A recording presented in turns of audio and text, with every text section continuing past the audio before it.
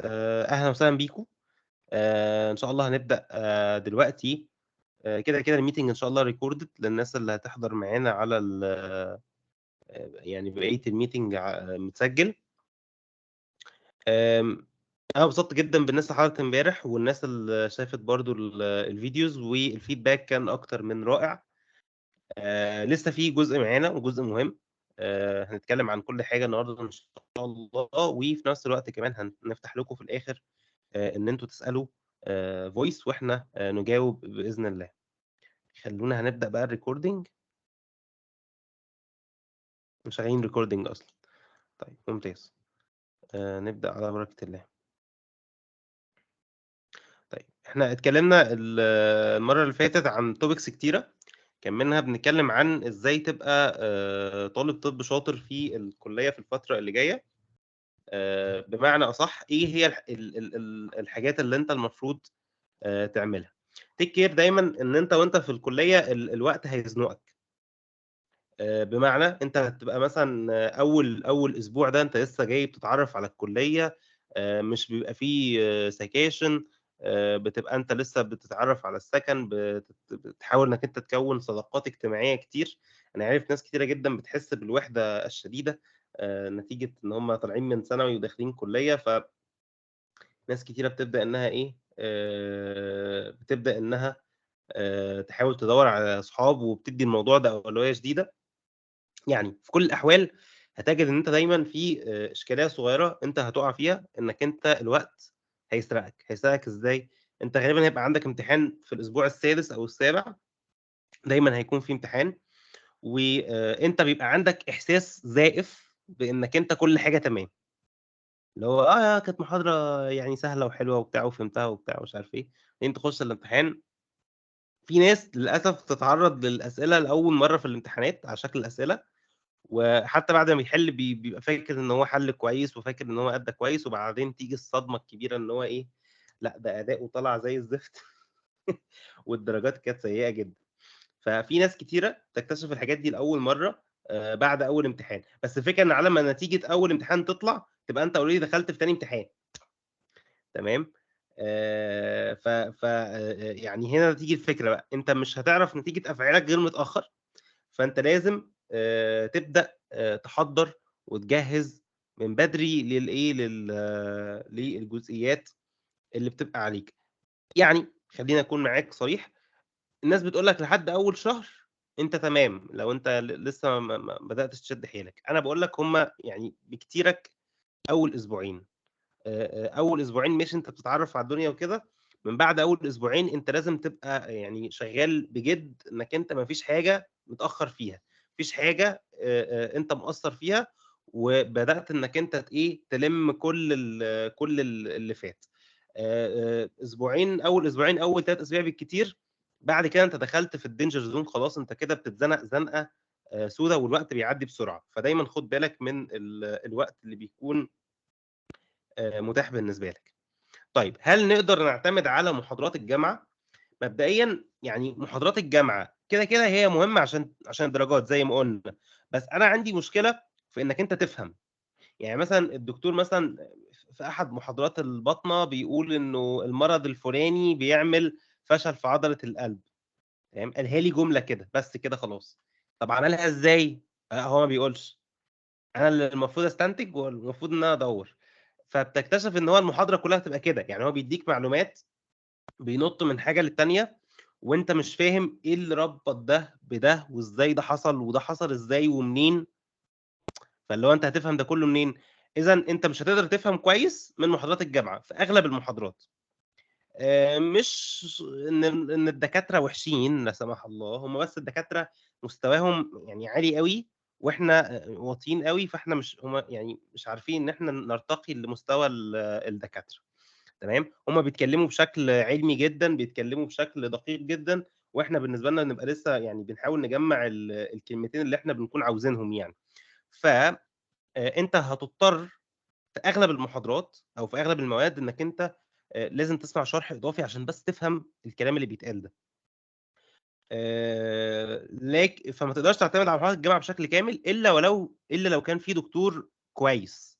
يعني أنت أول حاجة تعملها في أول أسبوع إنك أنت هتستكشف الدكاترة اللي هيشرحوا لك، هو يا جماعة القسم ده بيبقى دكتور واحد بس هو اللي بيشرح لي طول الترم والّا هم هيبدّلوا الدكاترة علينا؟ طب هو لو دكتور واحد بيشرح لي، هل الدكتور ده شرحه كويس فأنا أحضر معاه واستفيد بعد كده، والّا شرحه نُص، نُص وأي كلام وأنا مش قادر أفهم منه؟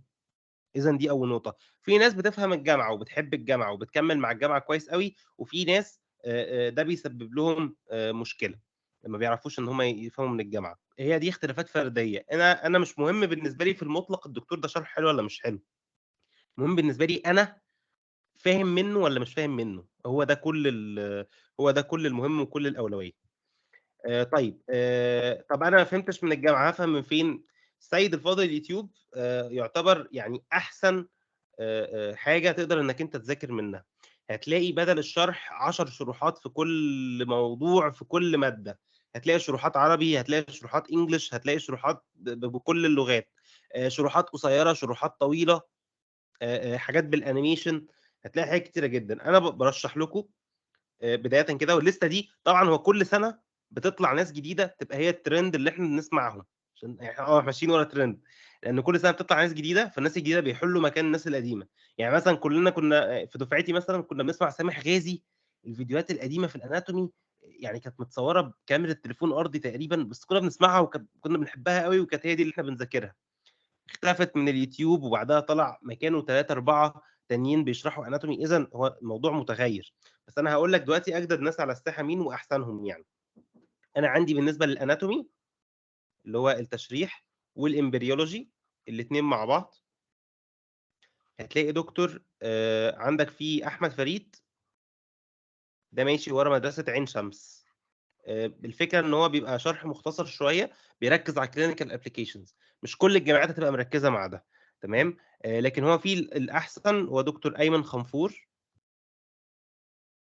ده طب إسكندرية، اكتب بس كده anatomy أيمن خنفور هتلاقيه طالع قدّامك على طول على اليوتيوب، تمام، هو طب إسكندرية بس المنهج بتاعه يعتبر ماشي كويس مع القصر العيني، اللي هو أغلب الجامعات ماشية وراه يعني، ده بالنسبة للanatomy. بالنسبة للhistology، الهيستو هتسمعوا إيمان نبيل.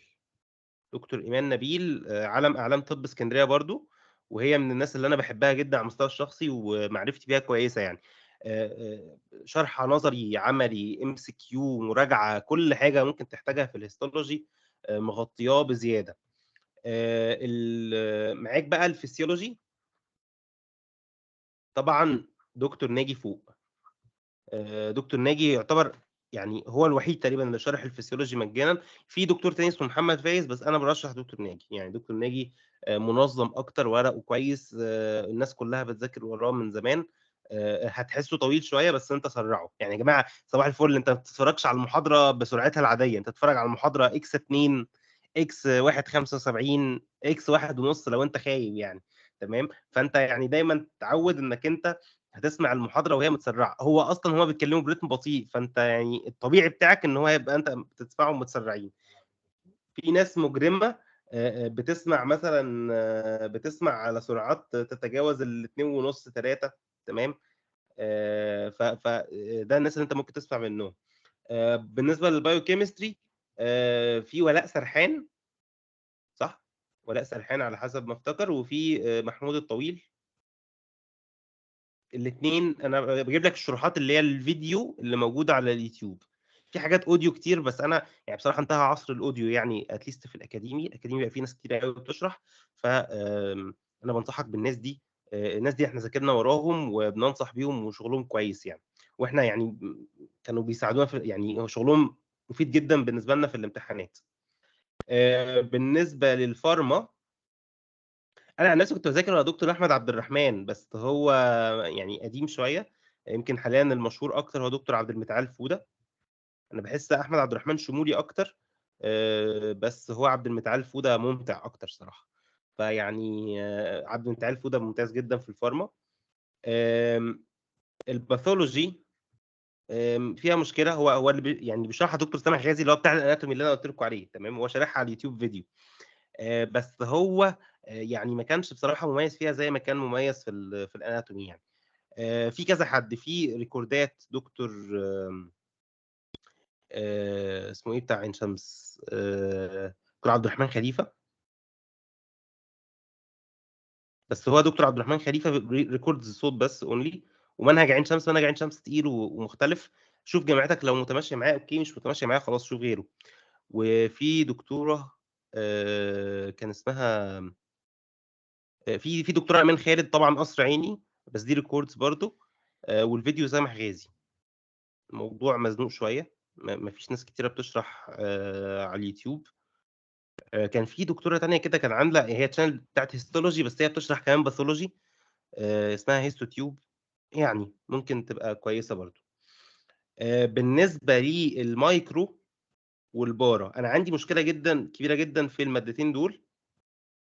مشكلتي في المادتين دول ان هما الاثنين كانوا بيتدرسوا في النظام القديم، ان هما سيستم. يعني ايه؟ يعني انت بتمسك البكتيريا وبتشوف تاثيرها على كل الجسم، على كل الجسم، وبعدها تمسك الفيروس وبعدين تشوف تاثيره على كل الجسم. كل بكتيريا وكل فيروس بنعمل فيهم كده، اللي هو بنسميه اللي هو النظام العادي. تمام، ان هو باي بكتيريا او باي فيروس. لكن احنا في النظام الجديد ماشيين باي سيستم، يعني احنا بنمسك السيستم ونشوف كل البكتيريا والفيروس اللي مأثره عليه. لحد النهارده، لحد النهارده مفيش حد بيشرح مايكرو وبارا بشكل سيستماتيك. تمام. كان في بارا فيديوهات دكتور نهى مدبولي. دكتور نهى من اعظم الشخصيات اللي ممكن تتعاملوا معاها، بس هي الفيديوز تقريبا شالتها بسبب مشكله في الجامعه. ما علينا، المهم يعني لو وصلتوا للفيديوهات دي هي كويسه جدا. لكن ما فيش فيديوهات للبره للاسف سيستماتيك يعني. المايكرو كان في كذا حد صراحه. كان في حد دكتور اسمه محمد الشريف، حد كبير في السن كده، وربنا يرحمه يعني، توفاه الله. بس كان شرحه يعني كويس، كان مختصر وكويس. في الدكتوره مشهوره طبعا هادي القط، برضه هي بتشرحه على حسب النظام القديم. بس انت يعني ايه، ممكن تحاول تلقط او تجمع اللي انت محتاجه اتليست. يعني في شباتر جنرال وفي شابتر الاميونولوجي، كل دي حاجات مستقله بذاتها، هي هتمشي معاك كويس قوي. هتخش بقى في السيستمز هنا هتبدا المشكله. ممكن هنا في المايكرو والبره تركز مع جامعتك اكتر يعني. هم دول الثمان مواد الاساسيين. دول احسن ناس برشحهم على يوتيوب طبعا. فوق كل دول بقى، لو انت يعني دول بالعربي. لو انت الانجليش بتاعك كويس، في حد اسمه نينجا نيرد. انا بحب فيديوهاته جدا، الراجل ده عظيم. وشرح كامل، يعني تقدر انك انت تلم وراه كويس. لو انت وقتك متاخر ومزنوق، هتبدا تسمع بقى ايه. هو اللي بيسمع دكتور علي حسيب. دكتور علي حسيب بيشرح جراحه، انا جراحه في كلينيكال يعني، ما بيشرحش اكاديمي. فكرتوني ده في حد في الاناتومي مهم جدا، ازاي نسيته بس. دكتور وهدان. دكتور وهدان شارح الجراحه وشارح ال الاناتومي بالكامل فيديو، وشارح عملي الاناتومي كمان. دكتور وهدان، انا بحب دكتور وهدان جدا. هو بيشرح على سبوره، او وبعدها غير فيديوهات شرحها على وورد. بس بصراحه شرحه عظيم يعني، واحنا بنسمعه حتى في الجراحه. فدكتور وهدان انا بنصح بيه جدا برضو يعني. وبيشرح عربي وانجلش. حسام موافي بيشرح بطنه، وحسام موافي ملوش داتا على اليوتيوب قوي يعني صراحه. دكتور حسام على فكره هو اسم على السوشيال ميديا، لكن هو بالنسبه لنا احنا كطلبه ما بنسمعوش قوي. اللي بيتسمع احمد موافي مش حسام، وده مش ابنه ولا حاجه، بس هو حد تاني بيشرح بطنه يعني. بس هو برضو يعني انا عندي شويه تعليقات عليه، بس انا بحب البطنه قوي. ما علينا، ما تخلونيش ادخل في القصص الصغيره دي، القصص اللي فيها مشاكل دي. في بقى فيديوهات صغيره ممكن انيميشن ممكن تلحقك. في حاجه اسمها اوزموزز، فيديوهات حلوه جدا. فيديو 5 دقائق 7 دقائق يلم لك الدنيا. في فيديوهات اسمها واحد اسمه ارماندو. الاثنين دول فيديوهاتهم صغيره 5 7 دقائق، يوفروا لك الوقت والمجهود. هم طبعا مش هيلم لك كل المعلومات، لكن هو هيديك اوفر فيو كده عن المعلومات المهمه. وممكن تسمع الفيديو مثلا بتاع اوزموزز 3 4 دقائق ده قبل ما تسمع المحاضره، بحيث يبقى انت عندك فكره عامه قبل ما الدكتوره تتكلم في المحاضره، يبقى انت عندك معلومه تبدا تسمع المحاضره بتاعت اليوتيوب بتاعت اي دكتور يعني. تمام. فاوزموزز وارماندو الاثنين حلوين قوي. الفارما بالتحديد في فيديوهات حلوه جدا جدا اسمها سبيد فارماكولوجي. انا بحب الراجل ده جدا، وهو شرحه عظيم وماشي، يعني بيبقى شرحه طويل شويه بس هو انيميشن، يعني تلاقي الفيديو مثلا 20 دقيقه لمم لك شابتر بالكامل، وبيبقى يعني فيديوهاته كويسه جدا وانيميشن وحلوه وجميله يعني. فدي ماي ريكومنديشنز بالنسبه لكم. طيب الحاجات دي ماشيه مع الجامعه ولا لا؟ انت بتسال الناس اللي هم اكبر منك شويه، بس انا ايمن خنفور مش صنفور، في حد كده يا دكتور ايمن خنفور حرام عليك. آم، ايمان خالد دي بتاعت باثولوجي، وفي دكتوره شيرين حامد دي بتاعت باثولوجي برضو. والبره في مصطفى محمود برضو شارح اللي هو ميديو، شارح برضو البره بالكامل على اليوتيوب. الهيستولوجي في حد تاني اسمه خالد المسلمي. تمام، انتوا يعني كده كده انت هتقعد تجرب، بس انا رشحت لك اكتر ناس انا بحبها. تمام. والفارما في احمد عبد الرحمن. آم، هجمعها لكم في رساله، ويبقى معاهم ويبقى معاهم الايه اللينكات بتاعت اليوتيوب يعني. ماشي. بالنسبه لي اهم حاجه بالنسبه لكم، انا شايف انك انت لازم تعمل حاجه من الاثنين. يعني انت انك تسمع محاضره زي دي، محاضره زي دي هتفهمك وهتفهمك كويس قوي، بس هي مش لازم تكون ماشيه مع جامعتك بالظبط. فانت لازم لو تسمع حاجه من على اليوتيوب، لازم تسمع المحاضره اولا بتاعه اليوتيوب، ثم ترجع تشوف بالجامعه بقى بتقول لك ايه. مش لازم ترجع الجامعه تسمع محاضره الجامعه، امسك تفريغ، امسك الكتاب، لكن انت شوف الزيادات والتعديلات والحاجات المختلفه عن اللي انت سمعته في المحاضره الاولانيه. المحاضره الاولانيه اللي بتاعت اليوتيوب هدفها انك انت تفهم، لكن المعلومات اللي انت محتاجها للامتحان والدرجات هتكون هتكون فقط من ايه، من الجزئيه اللي هي بتاعت الجامعه بتاعتك. تمام، فانت دي ما تغنيش عن دي، بس دي هتساعدك انك انت تفهم دي بكل بساطه يعني. طيب ناخد كورسات في الكليه ولا لا؟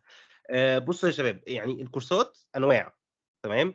كده كده طالب سنه اولى هو محتاج كل الدعم الذي يحتاجه في الدنيا، يعني لو انت في الترم الاول بس في سنه اولى، مش هقول لك تمشي ورا الكورسات، لان انا برضو عندي مشكله ان في ناس بتبدا تعتمد على الكورسات بشكل كامل، وما يعرفش ان هو يمشي دنيته في الكليه من غير كورسات بعد كده. دي مشكله، لانك انت مكمل الطب فور ايفر، فانت هتفضل طول عمرك معتمد على الكورسات. دي ممكن تكون يعني مشكله، انك انت مش عارف، يعني مضطر دايما للكورسات.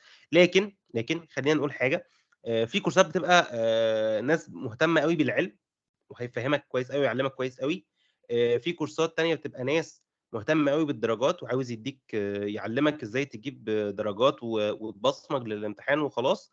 وفي ناس بتحاول تميكس بين الاثنين. ماشي.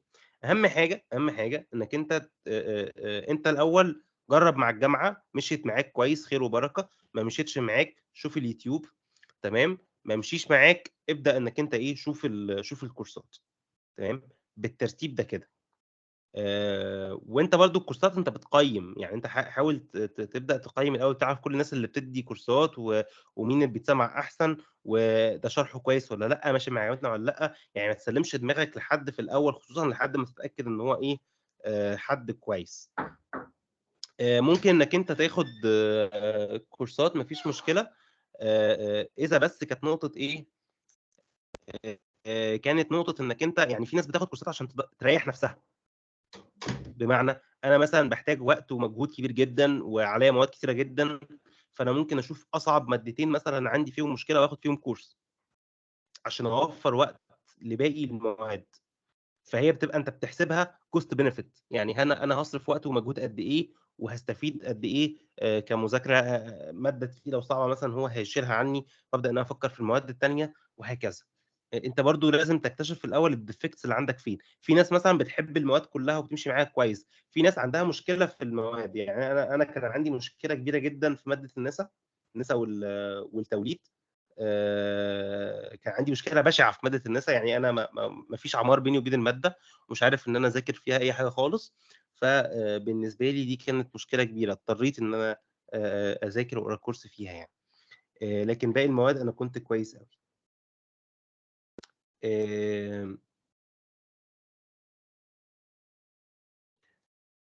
الجامعات الخاصه احنا قلنا ان هي ما تفرقش خالص حاجه عن الحكومه، فهو نفس الدكاترة، فنفس المشكلة هتلاقيها موجودة. بالعكس الجامعات الخاصة بتلاقي إنك أنت لو سقطت بتسقط وبتدفع فلوس في السمر أو في الترم التاني أو whatever، فأنت الناس بتبقى إقبالها على الكورسات أكبر عشان ما تشيلش، عشان لو شال هيدفع فلوس. لأنها بتاع الجامعة الحكومية لو شال ما عندوش مشكلة، عادي هيخش دور تاني ومش هيتكلف حاجة يعني. طيب هل تقدر تذاكر من الكتب أو المراجع على طول؟ ممكن تعملها، بس ده في level متقدم جدًا. يعني ممكن تعمل ده لمّا أنت مثلًا يبقى لك ترمين 3 شغال anatomy وخلاص أنت بدأت تفهم الزتونة يعني بتاعة الموضوع. لكن أنا لا أنصح أي حد إطلاقًا خصوصًا سنة أولى إن هو يمسك كتاب أو يمسك مرجع ويبدأ يحاول يقرا منه ويفهم وبتاع ويبدأ إن هو يذاكر. أنت كده بتضيّع وقتك وبترهق نفسك في ما لا طائل منه. أنت مش هتستفيد أي حاجة باللي أنت بتعمل بالقصة دي. لازم تسمع شرح قبل ما تبدأ تمسك الكتاب أو الورق أو أي ملخصات أو أي حاجة. تمام. الكتب في طب مش كتب بتشرح، هي كتب بتبقى بين بوينتس كده ملخصة، bullet points كده، أنت بتبدأ بس تبقى عارف المعلومات اللي فيها. لكن هي ما بتبقاش ممكن تذاكر منها يعني. طيب أحسن طريقة للمذاكرة في الكلية، أنت الأول هتشوف المواد اللي عليك. أنا مثلًا والله أنا أحب إن أنا أذاكر integrated. يعني أنا إيه، أمسك الأول أنا داخل موديول مثلًا موديول musculoskeletal أو موديول CVS. هابدأ الأول بالanatomy، بعد كده الhistology، بعد كده الphysiology، بعد كده الpathology، بعد كده الmicro والبارا، ثم الإيه، ثم الpharma في الآخر. لو أنا الامتحان عندي هيبقى متأخر، تمام، وأمشي مع نفسي من بدري مع الdata مثلًا، وبعدين أبدأ أشوف الجامعة بتعمل إيه. ده أسلوب. في أسلوب تاني إن أنت تمشي ورا الجامعة، تسمع محاضرة الجامعة، ولو فهمت منها تمام، ما فهمتش منها تبدأ المحاضرة اللي أنت ما فهمتهاش كويس تدوّر على حاجة على اليوتيوب، تدوّر على حاجة على اليوتيوب تساعدك يعني. تمام. في المحاضرة اللي أنت حصل لك فيها مشكلة. ده أسلوب تاني. آآ في ناس بقى بتحدد من الأول أنا المادة دي هانزلها في الجامعة، في مواد تانية هاذاكرها من على اليوتيوب، في مادة هاخد فيها كورس. تمام. ده أسلوب تالت. أنت المفروض إنك أنت بقى تكتشف أحسن أسلوب مناسب بالنسبة لك اللي هو يمشي معاك. بس دول 3 أساليب ممكن تختار واحد فيهم تمشي بيه في الكلية، وال3 بيساعدوك إنك أنت تجيب درجات وبتمشي كويس طالما أنت اجتهدت وخلّصت. في ناس بتخش الامتحانات مش مخلّصة المناهج، الغالبية العظمى يعني أنت ما بتلحقش تخلّص أصلًا المنهج من كميته الكبيرة. مش هاقول لك بقى أنت في ثانوية عامة كنت بتراجع مرّة و2 و3 قبل الامتحان وتخلّص المنهج مرّتين وتحل امتحانات وأسئلة المحافظات والسنين اللي فاتت ومش عارف إيه. أنت كل ده في بشري ما فيش وقت لكل ده خالص. أنت بالعافية هتلحق تخلّص المناهج. بس حتى لو هتلحق تخلّص المناهج، يعني لو مش هتلحق فأنت لازم على الأقل تبقى أنت محدد من الأول. والله أنا الموديول ده أنا مثلًا إيه أهم مواد فيه. بتعرفها منين بقى؟ بتعرفها من تقسيمة الدرجات. يعني مثلًا أنت مثلًا موديول cardiovascular مثلًا، تمام، أهم مادتين فيه هُم الphysiology والpharma، هُم الاتنين اللي عليهم أكبر درجات لأن هُم عليهم أكبر كمية. بعد كده بقية المواد. فأنا أهتم بالمواد اللي هي كميتها كبيرة في الموديول. يعني فاكر في مرة كان في موديول chest اللي هو respiratory، تمام، وعدد درجات الفارما فيه كانوا 3 درجات تقريبًا. طب ما أعتقدش إن في حد ذاكر فارما خالص في الموديول ده. وإن كان ده غلط على المستوى العلمي، بس على المستوى العملي أنا مش هاضيّع وقتي على 3 درجات، بينما في مواد تانية أكثر أهمية بالنسبة لي. فدي نقطة تانية لازم تاخدها في حسبانك وأنت بتذاكر لسيستم الmodules. أنا باشوف أكبر مادة تدّيها اهتمام أكبر، المواد الtopics الصعبة المهمة. مثلًا في الكارديولوجي في الcardiovascular مثلًا هيبقى مشهور أوي topic اللي هو الcardiac cycle أو الcardiac output، تمام. دول 2 topics مهمين جدًا. يعني ما ينفعش إنك أنت تعدّيهم بسهولة كده، وهتلاقي أسئلة كتيرة جدًا بتيجي فيهم لأن هم الأصعب. فأنا محتاج إن أنا أشوف أصعب topics وأدّيها اهتمام أكبر. بس في نفس الوقت في مواد هو كده في الامتحان بييجي إن هو متدرج الصعوبة. يعني هتلاقي فيه أسئلة سهلة، هتلاقي فيه أسئلة متوسطة، هتلاقي فيه أسئلة صعبة. ده في كل المواد، في كل الموديولات، في كل الامتحانات.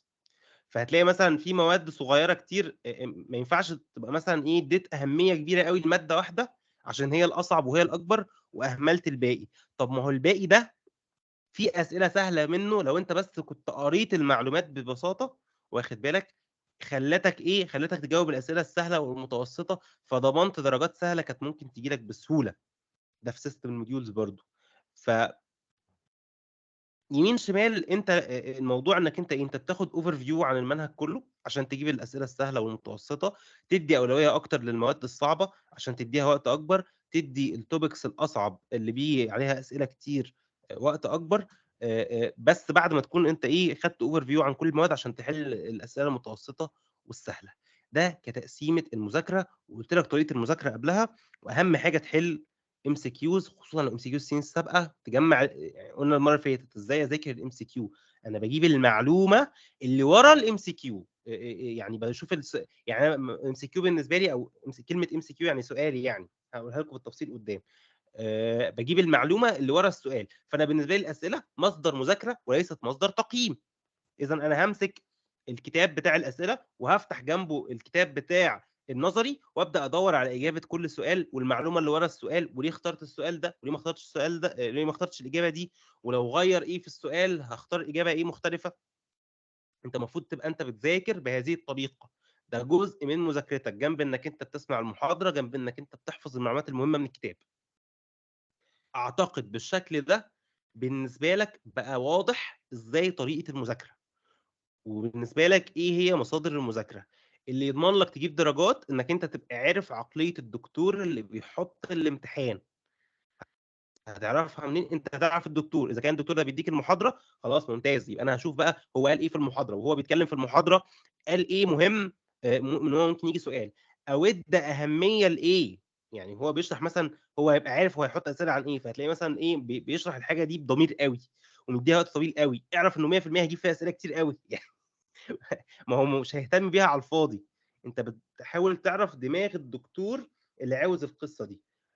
طيب هاذاكر بالكتابة، المذاكرة بالكتابة مضيّعة للوقت بشكل بشع، إنك أنت تقعد تكتب كل حاجة أو تقعد تلخّص كل حاجة، ده مُجهِد جدًا ومُتعب جدًا وهياخد منك وقت طويل، أنت ما عندكش رفاهية الوقت دي إطلاقًا، في ناس بتحب القصة دي وبتاخد معاها، بس أنا عن تجربة شخصية مع الوقت الضيّق اللي عندك مع قُرب الامتحانات، هتلاقي إنك أنت مزنوق جدًا.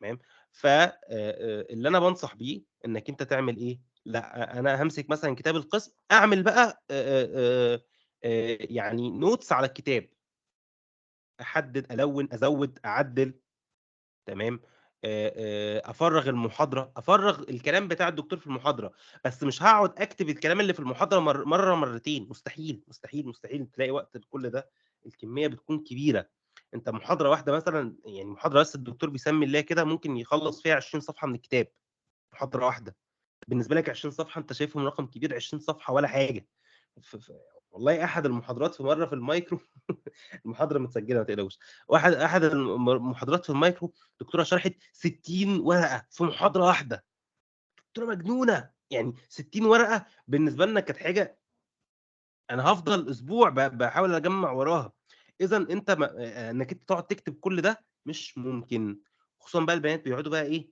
يستخدموا ألوان كتير والخط الحلو والرسومات اللي مش عارف إيه فوق وتحت وتعمل بقى جو الnotes اللي بتلاقيها على PicsArt والّا على الإنستجرام، مش هتعرفي تعملي ده في بشري يا دكتورة، خصوصًا في أول ترم، يعني في أول ترم بالذات الدنيا صعبة، later on هتعرفي تعملي كده. إن شاء الله، وهتبقى حلوة وجميلة وتنزّليها على السوشيال ميديا وتبقي مشهورة وكل القصة دي، بس في التوقيت الحالي مش هتلحقي تعملي ده إطلاقًا. طيب هاخد notes في المحاضرة والّا لأ؟ ودي النقطة اللي إحنا كنا هنتكلم عنها بعد كده، الأول بس قبل البصمجة دي، أنت مش هتلحق تكتب كل حاجة ورا الدكتور في المحاضرة، مستحيل. تمام، أنت هتعمل إيه، لو أنت مثلًا في كتاب أو ورقة معيّنة أنت أو ورق معيّن أنت مثبّته إن هو مصدر مذاكرة، وخدوا بالكم يا شباب ما حدّش ياخد ورق الكورسات في محاضرات الجامعة، نقول تاني ما حدّش ياخد ورق الكورسات في الجامعة مرّة مرّة حصل موقف كان مميت من الضحك يعني، واحدة من الطلبة الجُمال راحت بورق الكورس للدكتورة رئيسة القسم، وكان قاعد جنبها الدكتور بتاع الكورس، تمام، فبتقول لها: "يا دكتور الدكتور الفلاني في الكورس قال كذا، وأنتِ في المحاضرة قُلتِ كذا، والورق بتاعه أهو، والكتاب بتاعِك أهو، أنا أمشي ورا مين فيهم؟"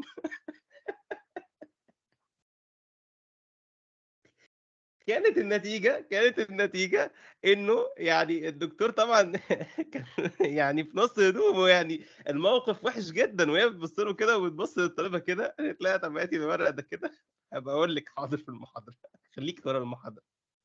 فيعني مواقف زي دي بتحصل كتير، أنا مش عارف قسمًا بالله الناس دي بتفكّر إزاي، يعني أنت متخيّل مثلًا لمّا تروح بالورق بتاع الكورس مثلًا للدكتور وتورّيه له، أنت متخيّل هيعمل إيه؟ أول حاجة هيمسك ورق الكورس ده وهيحرص إن الامتحان يطلع من ورق الكورس، ولو في MCQs اتأكد 100% إن ما فيش MCQاية واحدة هييجي قريب منها الامتحان، وتأكد إن الدكتور هيبقى متضايق ومتعصب وهيغلِّت عليكم في المحاضرات وهيلقّح على الدكتور بتاع القسم، إن ما كانش دكتور عنده في القسم يعني لو عنده في القسم هيقدّره وهيتعبه ولو هو مش في القسم هيتعبكم ويقدّركم أنتم. فشدّوا على أيديكم وحافظوا على المصلحة العامة، ما حدّش ياخد ورق الكورسات للدكاترة بعد إذنكم، أو يروح بيها المحاضرات. ماشي، بعد إذنكم. طيب النقطة المهمة بالنسبة لي، أنت بتثبّت مثلًا كتاب معيّن أو say مثلًا كتاب القسم القديم مثلًا، لأنه ما فيش كتب قسم دلوقتي، كلّها PDF أو كتب قديمة، أو مثلًا في تفريغ أو حد مجهود طالب حد عامله والّا حاجة، المهم إن أنا في الآخر معايا ورق، أنا باحضر المحاضرة، لو الPowerPoint بتاع الدكتور بعته قبلها خير وبركة، بعته بعدها مش مشكلة، خير وبركة برضه، المهم إن أنا إيه، بازوّد المعلومات بتاعة الكلام بتاع الدكتور على الورق أو الnotes أو الحاجات اللي موجودة عندي، إنما إنّك أنت متخيّل إن أنت هتحضر المحاضرة وتفرّغ ورا الدكتور كل كلمة بالنص وأنت بتسمعه وأنت أصلًا مش ما عندكش معلومة عن الكلام اللي اتقال قبل كده ولسه أصلًا بتبدأ طِب، ده مستحيل، ده طوبيا، كلمة طوبيا في اللغة العربية معناها خيال غير قابل للتحقق على أرض الواقع إطلاقًا، أنت مش هتعرف تعمل ده. تمام، ف طب ممكن تعمل ده بقى إمتى؟ تقدر تعمل ده بقى وأنت في البيت سيادتك، وأنت معاك الrecord بتاع المحاضرة، بتسمع الrecord بتاع المحاضرة تمام، وبتبدأ تفرّغ وراه. This is possible بس take care، أنت مش هينفع تسمع المحاضرة يعني إنك تسمع المحاضرة مرتين دي ما لهاش لازمة، أنت هتحضر المحاضرة الصبح وبعدين ترجع البيت تسمع الrecord تاني وتفرّغ ورا الدكتور، أنت كده بتضيّع وقتك. تمام. فهو أنتم أحسن حل ممكن إن أنتم تقسّموا المحتوى عليكم، يبقى أنت في group مثلًا study أنت بتذاكر معاهم أو الدفعة in general لو الدفعة متعاونة وفي leader دفعة كده محترم، الكلام ده إحنا كنا بنعمله لمّا إحنا كنا في الدفعة يعني، لو في حد محترم هتلاقيه بيقسّم الموضوع، فلان أنت عليك تفريغ المحاضرة الفلانية، فلان أنت عليك تفريغ المحاضرة الفلانية، يبقى الtotal كل واحد بذل مجهود قليل لكن في الtotal كله استفاد. تمام، فمهم جدًا يكون عندكم هذا النوع من التعاون. طيب في بقى طريقة حلوة كده في ليالي الامتحان لمّا بتتزنق، إنّك أنت بتبصمج، يعني إيه مصطلح بتبصمج؟ عارف لمّا يقول لك ده بصمجي؟ يعني ما بيعرفش يقرا ولا بيكتب، تمام، هو لمّا بييجي لمّا بييجي مثلًا يمضي ورق أو حاجة، هو مش عارف يمضي، ما بيعرفش يكتب، فهو بيبصم، يعني ياخدوا بصمته ويحطوها على الورق، هو ده معنى كلمة بصمجي. كيف بقى تتم البصمجة في عالم الطب؟ أنت عندك مثلًا إيه، هو معروف إنه في أسئلة معيّنة بتيجي في الامتحان، تمام؟ في هذه الأسئلة المعيّنة، أنا باقوم عامل إيه بقى، أقوم داخل تمام، ماسك الأسئلة دي، أنا مش باذاكرها أنا بابصمجها، يعني باعمل إيه، يعني أنت حتى ما بتمتحنش درس السؤال، أنت بتعلّم السؤال بكلمة أو بصيغة معيّنة وتحط الاختيار ده في دماغك وتحفظه، فاهم، أنت حتى ما بتشوفش الاختيارات، أنت بتحفظ بس الاختيار بصياغة السؤال، يعني لو الدكتور لعب في صياغة السؤال وغيّرها هتلبس لبسة سودا. الناس بقى بتعمل كده مع 100 MCQ 200 MCQ 300 MCQ يلحق يعدّي عليهم بسرعة كده قبل الامتحان، وساعات بيتكرر منهم، ده وارد الحدوث بنسبة كبيرة، يعني أنا فاكر في فترة طويلة من الكلية أنا بعد ما كنت باذاكر ليلة الامتحان كنت بابصمج عادي زي الناس كلها ما قاعدة بتبصمج، وده لا يقدح في مستواك العلمي ولا مهارتك الفنية، أنا مدرك طبعًا إنك أنت عالم كبير، لكن at the same time وقت الامتحان بعد إذنك أو ليلة الامتحان مش وقت اللي أنت بتعمله ده خالص، لازم إنك أنت تبدأ إنك أنت مش هاقول لك تبصمج بس تحل MCQs كتير، وتذاكر MCQs كتير بالطريقة اللي أنا قُلت لك عليها، اتزنقت خالص هتبصمج بالشكل اللي أنا قُلت لك عليه، هتبصمج أي MCQs في الدنيا لأ، حاول تدوّر على الMCQs اللي بتاعة السنين السابقة أو اللي الدكتور مثلًا ممكن يجيب منها، هتلاقي معروف عند بعض الخبراء الروس اللي إحنا اتكلمنا عنهم المرّة اللي فاتت، بعض الطلبة القديمة في الكلية، إنه في مثلًا الدكتور الفلاني بيجيب الأسئلة من الكتاب الفلاني، فأنت تقوم جايب الكتاب الفلاني وتذاكر الأسئلة بتاعته قبل الامتحان، اتزنقت فيها بصمجة، لكن يعني أنت دلوقتي في مرحلة إنقاذ موقف، لازم تفكّر بالشكل ده، يوم أو 2 أو 3 قبل الامتحان، أنت ما فيش وقت إنك أنت تذاكر، خصوصًا وأنت في سنة أولى. عارف لو أنت في أوقات بعد كده ممكن تعرف إنك أنت في ال3 أيام دول تلم منهج كبير يعني عادي خالص، بس ده أنت قدرتك دي بتنمو مع الوقت، فأنت مش هتعرف تضبطها مرة واحدة، فبعد إذنك لو اتزنقت في ليلة الامتحان بصمج، بصمج، تمام؟ عشان إيه؟ عشان نعدّي ونجيب درجات كويسة. طيب آمم طيب في مفاهيم شوية مغلوطة الناس بتبقى ناسياها في الكلية أو ناس بتصدّرها غلط. أول حاجة جسم الإنسان كُلّه مترابط، تمام؟ يعني هتلاقي الanatomy بيخدِّم شوية على الإيه، على الphysiology، وهتلاقي الhistology بتخدِّم على الphysiology، وهتلاقي الpathology مرتبطة جدًا بالphysiology، والpharma مُعتمد عليهم كلّهم، تمام؟ وهتلاقي في كل مادة كلام من المادة التانية، فجَو إنّك أنت عاوز تذاكرهم كمواد مستقلة وجُزر منعزلة مش هيحصل. والله يعني أنا جاي لك من قدّام وباقول لك إن ده مش هيحصل، لازم تبقى أنت مربّط الصورة العامة كلّها في دماغك. وعاوز أقول لك حاجة تانية، المواد الbasic اللي أنت بتذاكرها النهارده، اللي هي بتاعة الأكاديمي، بيسموها الbasic science اللي هي العلوم الأساسية، مهمة جدًا، جدًا، جدًا لclinical، للتخصصات، ومهمة جدًا، جدًا، جدًا للممارسة العملية بعد كده. صدّقني المعلومة اللي أنت هتضيّعها النهارده هتتعبك قدّام كتير، فرجاءً، رجاءً، رجاءً اهتم إنّك أنت تحصّل أكبر قدر ممكن من المعلومات قد ما تقدر. مفيش حاجة اسمها أنا منمّر على تخصُّص معيّن، أنت زي ما قُلت لكم أنتم أصلًا أنت مش ضامن تخصُّص أولًا، ده حاجة. ثانيًا كل مادة أنت هتاخدها في الكلية المعلومات بتاعتها مهمة جدًا بالنسبة لك، تمام؟ فما تقوليش مثلًا أصل أنا مش عايز تخصُّص كذا فمش هاذاكر المادة دي. تمام، هتبقى في النتيجة دكتور مش كويس، هتبقى عندك نقص وضعف في مستواك الطبي وهتكتشفه قدّام. فدايمًا خلّيك إيه، خلّيك دايمًا حريص إنّك أنت تذاكر وتذاكر كويس جدًا كل حاجة.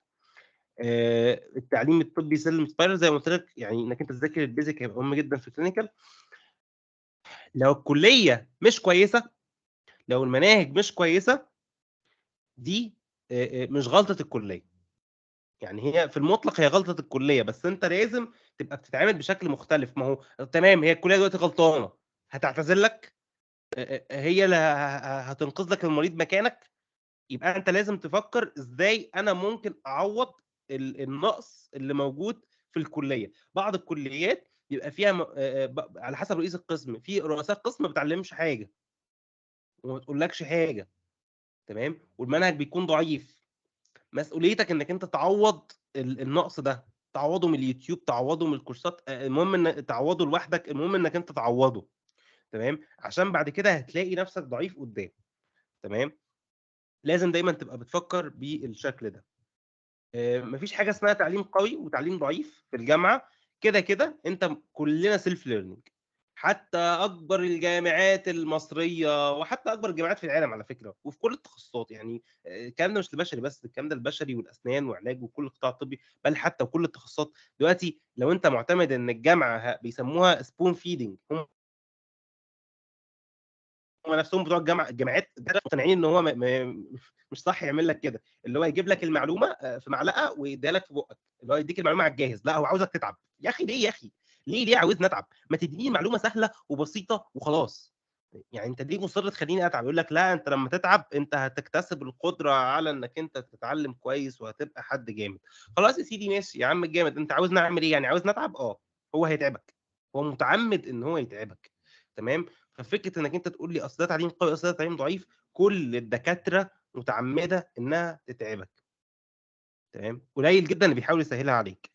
فأنت كلنا معتمدين على الself learning، كلنا معتمدين على إن إحنا بنعلّم نفسنا وبنذاكر مع نفسنا من اليوتيوب، من الورق، بنلقّط معلومة من هنا على معلومة من هناك، بنشرح لبعض، تمام؟ إنما إنك أنت تتخيل إن هيكون في دكتور في هذا الكون هيدّيك المعلومة على الجاهز ليك بشكل ميسّر وسهل وسريع، الكلام ده مش هتلاقيه. نادر، نادر جدًا تلاقيه في الحكومة، ممكن تلاقيه على اليوتيوب طبعًا، وممكن هتلاقيه في الكورسات. بس ده بيتحوّل إن هو عبء عليك أو مجهود عليك. إذًا أنت مهما كانت جامعتك، تمام، يجب أنك أنت تعتمد على نفسك وتذاكر مع نفسك على اليوتيوب، على الكورسات مع نفسك، المهم إنك أنت لازم تعتمد على نفسك، ما تعتمدش أبدًا، أبدًا على دكاترة الكلية ولا على الجامعة. الدرجات مهمة جدًا، جدًا، جدًا. يعني عشان تتعين وعشان في الجامعه مثلا تبقى ستاف جامعه، او لو انت عاوز تاخد تخصص معين الدرجات مهمه قوي. في ناس ما بتبقاش داخله الكليه مهتمه بالدرجات، بيزعلوا بعدين. انا واحد من الناس دي صراحه، زعلت فتره وبعدين عوضت والحمد لله ربنا كرمني يعني. لكن دايما ايه، الدرجات مهمه، بس في نفس الوقت التعليم مهم، ان انا يبقى عندي اساس علمي كويس، مش انا بس ايه بستخدم التكنيكس اللي احنا قلناها عشان اجيب درجات، بغض النظر عن المذاكره الفعليه او الفهم الفعلي. فانت دايما بتحاول توازن بين الاثنين، زي ما قلت لك 70 30، 70 للعلم و30 للمذاكره، دي النسبه اللي انا مقتنع بيها كخالد. طيب لو انا ما درستش قبل كده على الانجليزي، في ناس بتعمل كورسات ترمينولوجي. بصوا يا جماعه، انا مش مقتنع انك انت تدفع فلوس في كورسات ترمينولوجي بصراحه، ده بكل امانه يعني. وانا مش منتفع خالص ولا اي حاجه. اليوتيوب مليان شرح ترمينولوجي فور فري. اكتب بس كده كورس ترمينولوجي هتلاقيه 20 كورس قدامك. وموضوع الترمينولوجي كله سهل للغايه، هو بيقول لك اي كلمه بيبقى قبلها بتتقسم 3 اجزاء، يبقى فيه بريفكس، تمام، وسافكس وروت، اللي هو اصل الكلمه. ده الروت، الكلمه اللي قبلها تعني حاجه والكلمه اللي بعدها تعمل حاجه. يعني مثلا كلمه مثلا ايه، هايبر تنشن. تنشن يعني ضغط، هايبر يعني مرتفع، يعني احنا بنتكلم عن الضغط المرتفع. كلمه هايبر دي بقى ممكن تيجي مع اي حاجه، تيجي قبلها تبقى معناها ان هو عالي. كلمه هايبو قبلها تبقى واطي، واخد بالك. كلمه مثلا ايه، ترمينولوجي دي، تمام.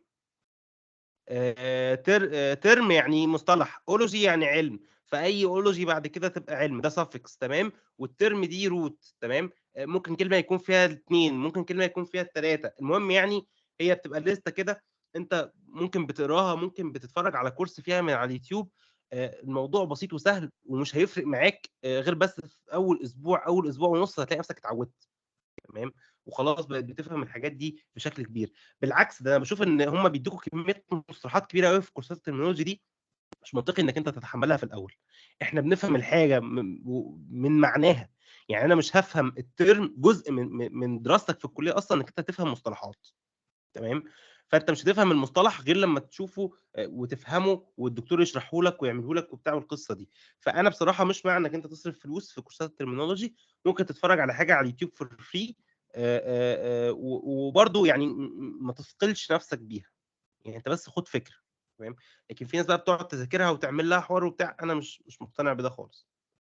طيب الامتحانات عندنا في الكليه 3 انواع اساسيين. آه،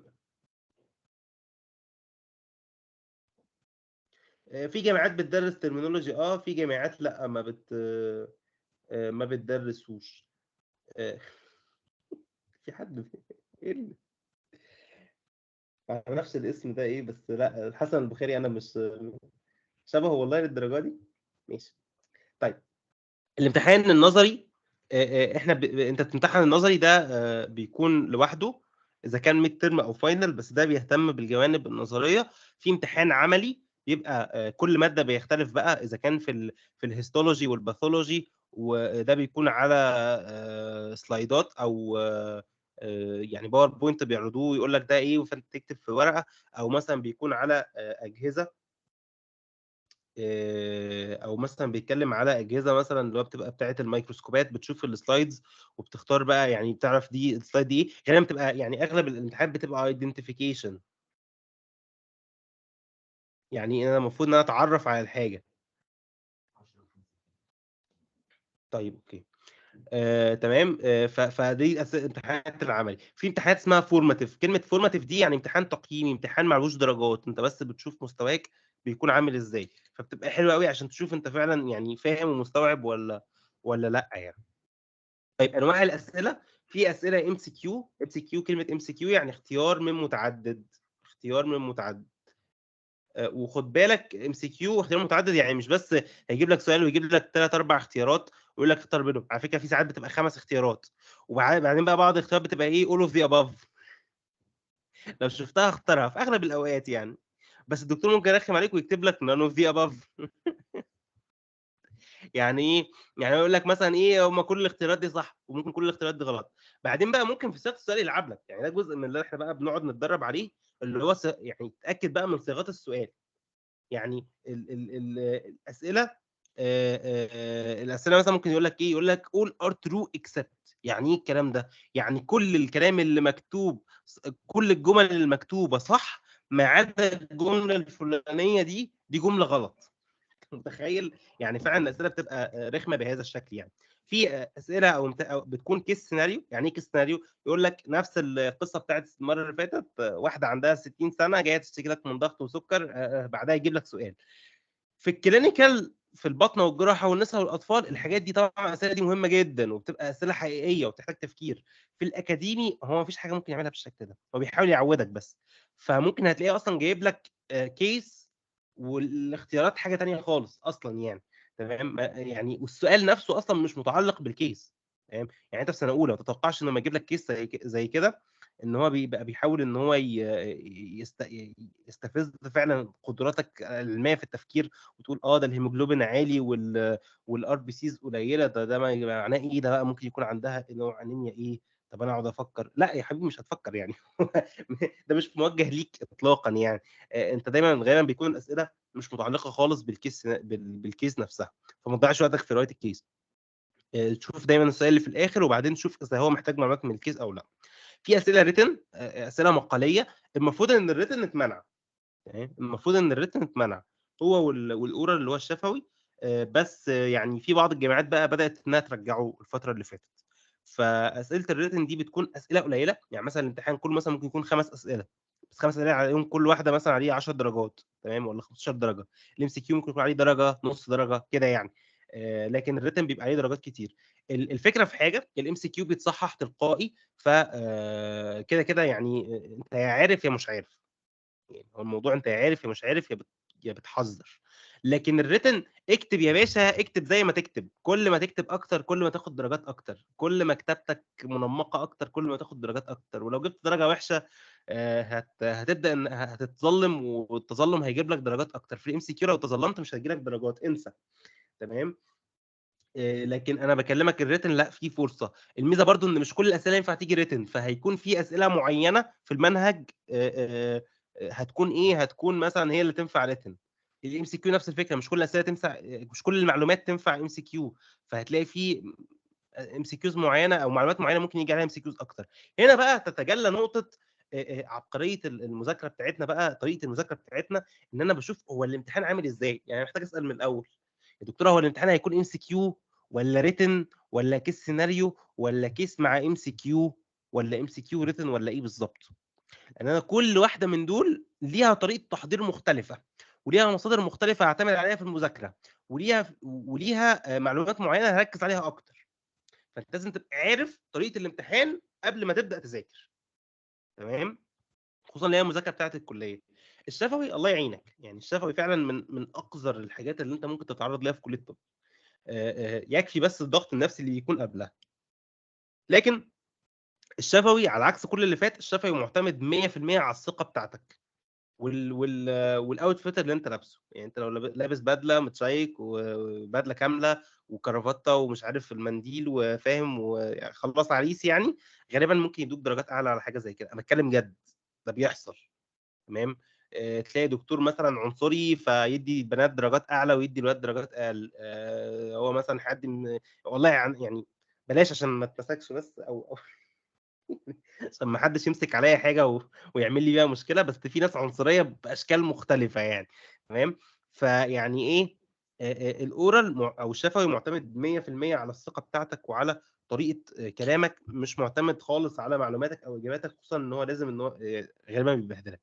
الشفوي بتلبس بدله او فورمال غالبا يعني. في ناس بتلبس بقى سكراب او بتلبس بالطو يعني، بس يعني غالبا الشفوي بيكون بتلبس فورمال. ازاي تجيب درجات في الكليه؟ انك انت تبقى يعني بتذاكر اكزام اورينتد، تبقى عارف الامتحان هيبقى عامل ازاي، تبقى عارف الدكتور قال ايه وتركز عليه، تبقى انت مظبط مصدر مذاكره بيجي منه الامتحان. اسال دايما على مصادر. ساعات بيبقى في مصادر اسئله معينه بيجي منها الامتحان، مش طبيعي كل الناس تكون عارفاها ومش هتتقال ان بابليك، هتعرفها من الناس اللي هم اكبر منك، وبتختلف من كل جامعه للتانيه، وبتختلف على حسب الدكتور اللي بيشرح لك. انت جزء كبير من نجاحك في كليه الطب معتمد على المصادر اللي انت بتذاكر منها، والمصادر اللي انت بتعرف ان هي بتساعد فعلا. تمام. فقبل الدراسه ابدا انك انت تحاول تعرف المعلومات دي قد ما تقدر.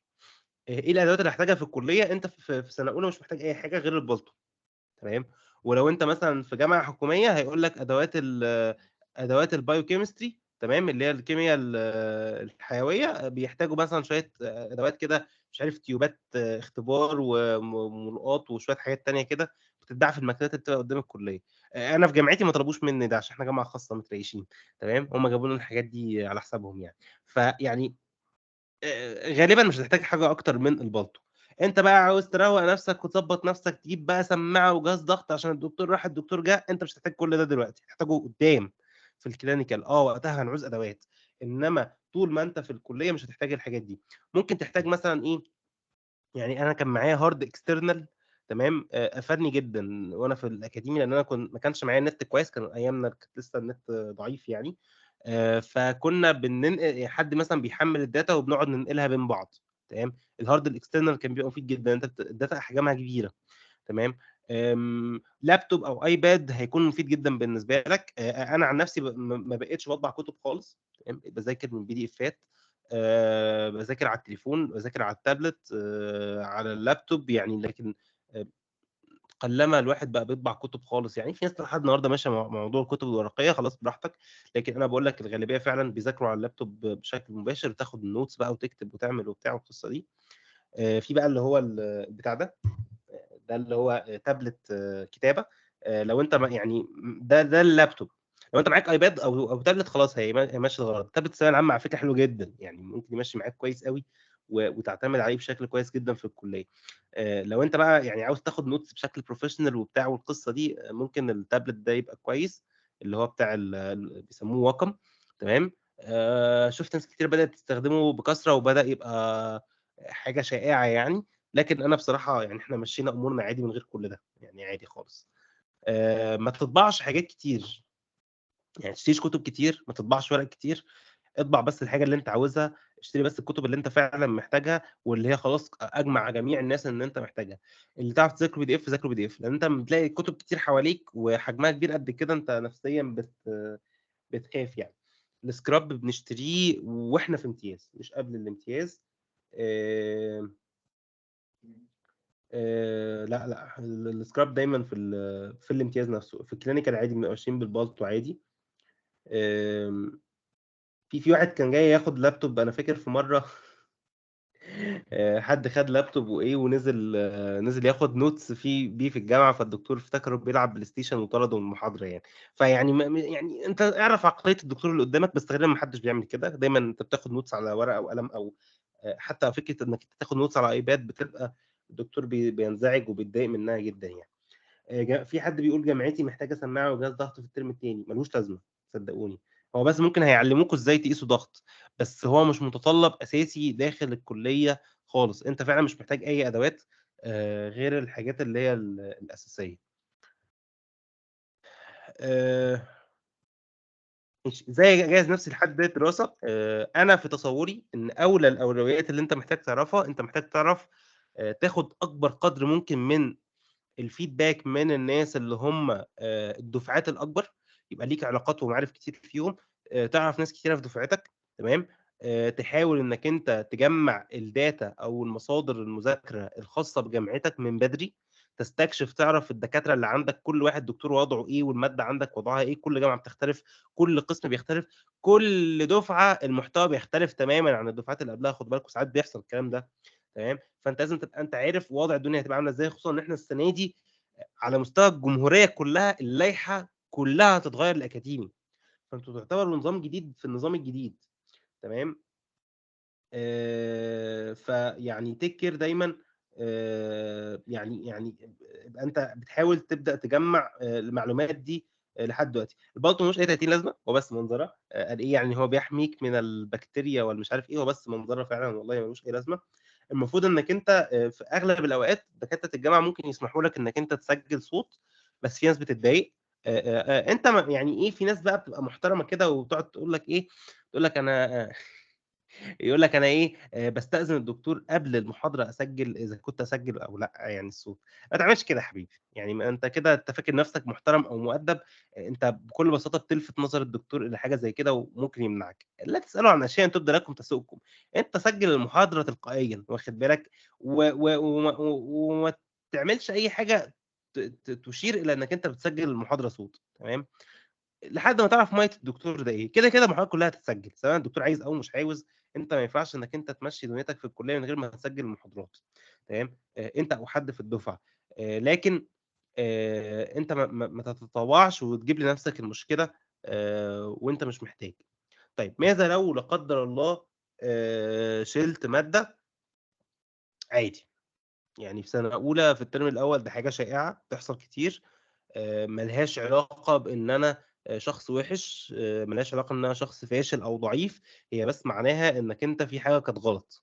إمّا إنّك أنت ذاكرت مصادر غلط أو ذاكرت بطريقة غلط أو إنّك أنت ما كنتش عارف الامتحان عاوز إيه. تمام. فإحنا عادي بنتدارك الموقف، بنكمّل عادي خالص ما فيش أي مشكلة. في ناس في الترم الأول سقطوا في مواد، الترم التاني جابوا امتيازات. تمام. عادي خالص بتحصل. مش معنى إنّك أنت شِلت مرّة أو سقطت يبقى أنت فاشل، أبدًا إطلاقًا. خصوصًا أول ترم بالذات أنت أكبر نسبة شيل وسقوط بتبقى في الترم الأول. تمام. لكن بعد كده خلاص الدنيا بتبقى عادية. في حد بيسأل السؤال ده كتير خلّيني أجاوب عليه. إزاي أبقى self learning من اليوتيوب أو الكورسات؟ يعني أنت هتشوف جامعتك هل هي كويسة فعلًا في المحتوى ده والّا لأ. يعني في جامعات مثلًا أنت هتدرك إن الدكتور اللي قدامك ده بيهجّص أو إن هو المحتوى اللي هو بيشرحه قليل أو ضعيف. تمام. فأنت في الوقت ده هتتفرج على حاجة على اليوتيوب بس بكل بساطة. هو ده الself learning اللي أنا باكلمك عليه. تمام. ICDL مش محتاجه في الCV في المستقبل، لأ مش هتحتاجه دلوقتي خالص. وهو أصلًا بقى ليه صلاحية فأنت ركّز عليه بعدين. إحنا بنسجّل المحاضرة دي يعني لو مش هنفرّغها، لأ إحنا بنسجّل المحاضرة عشان نفرّغها يعني أو نرجع لها لو إحنا محتاجين نرجع لها. بُص أنت يعني أنت ما تعرفش أنت بتسجّل المحاضرة ليه.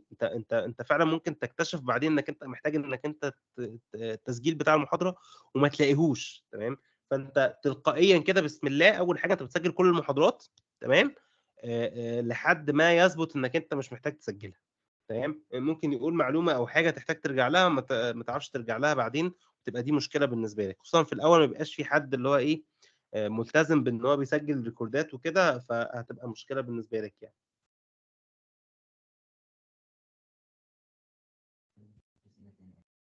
ماشي، إحنا مش هناخد أسئلة. أنا بس نقطة مهمة جدًا. الدكتور فوزي جوالة الله يرحمه كان من أعلام الأناتومي في مصر. كان بيدرس لي وكان بيدرس لأجيال كتيرة جدًا قبلي. الله يرحمه يا رب. قولوا كلكم الله يرحمه ويحسن إليه. هو شارح الأناتومي كلها بالإنجلش على اليوتيوب. والكتب بتاعته والأطالس بتاعته من أحسن الحاجات اللي ممكن تذاكروا منها أناتومي بجد. يعني هو مصدر أساسي.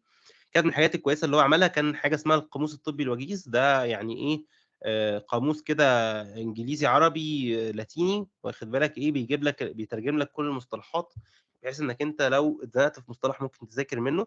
في ابلكيشن على الجوجل ستور جوجل بلاي اسمه ديكت بوكس. اكتبه لكم ديكت بوكس.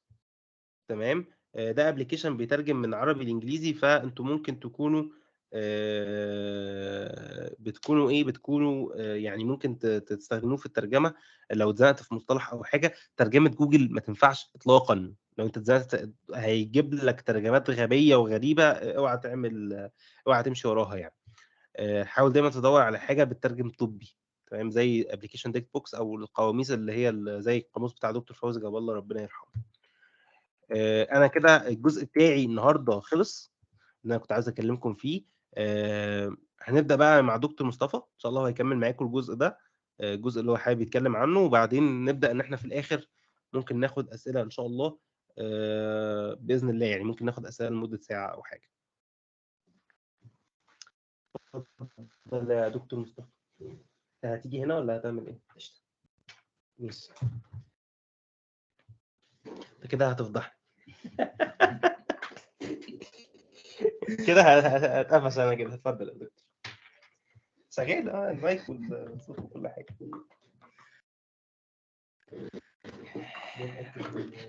طبعا المايك بتاع دكتور خالد انت وششني. خلانا نيجي طبعا. في ناس بتقول بريك. ناخد بريك. حوالي دي كتير. في ناس اعطيهم 10 دقايق. 10 دقايق. لا 5 دقايق. 5 دقايق؟ لا لا لا 5 دقايق. 10 دقايق كويس. ماشي. مش ناخد بريك. خلينا نكيب الانيميشنز دي. بريك 10 دقايق لحد الساعة 10:03 وبعدين نبدأ إن شاء الله. طب